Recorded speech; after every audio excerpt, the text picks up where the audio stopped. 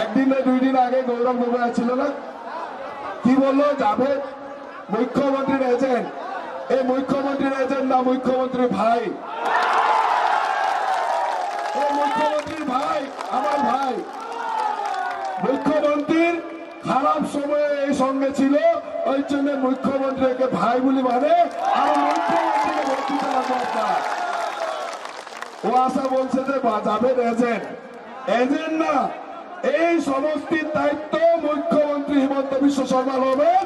আপনারা জাভেদকে জিতান। আপনারা দায়িত্ব হইল জাভেদকে জিতান। জাভেদের জন্য এই সমষ্টির পুরা মানুষের দায়িত্ব হিমন্ত বিশ্ব শর্মা হবে। এই সমষ্টিতে অজস্র সমস্যা আছে, অসংখ্য সমস্যা আছে। আমি এখানে আসতে থাকি, আমি জানি। আর এই সমস্যা যদি সমাধান করতে লাগে তাহলে সরকার লাগবে। সরকার না থাকলে এই অঞ্চলের সমস্যা সমাধান হবে না। অপোজিশনের বিধায়কে এই এরিয়ার সমস্যা সমাধান করতে পারে না। জাভেদ হইল সরকারের বিধায়ক, আরো সরকারের মধ্যে থাকলে জাভেদের সমস্যা সমাধান করবে।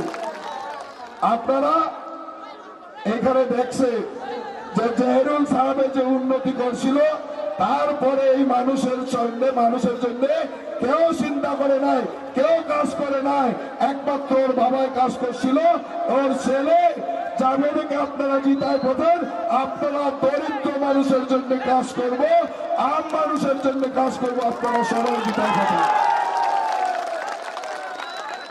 এইখানে সবচেয়ে বড় সমস্যা তা হলো মেঘালয়ের সমস্যা, হয় কি নয়? একদিন গন্ডগোল লাগে সব মানুষের সমস্যা হয়ে যায় কি নয়?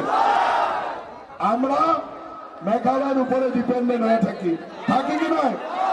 তো মেঘালয়ের সঙ্গে যদি ভালো রিলেশন লাগে তাহলে এনডিএর সরকার লাগবো, এনডিএর বিধায়ক লাগবো, এজিপির বিধায়ক লাগবে। অপোজিশনের বিধায়কে কিছু করতে পারবে নাকি?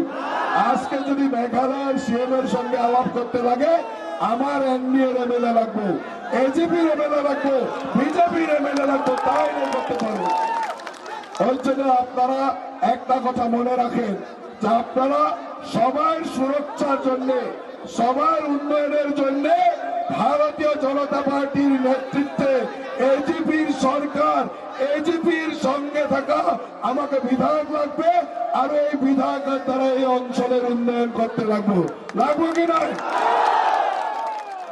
আপনারা আজকে আমি বলে গেলাম, যত ভোট দিবেন অত অরুণোদয় পাবেন, এটা আমার দায়িত্ব। আমি দায়িত্ব নিয়েছি, যত আপনারা জাভেদকে ভোট দিবেন অত আপনারা সবাই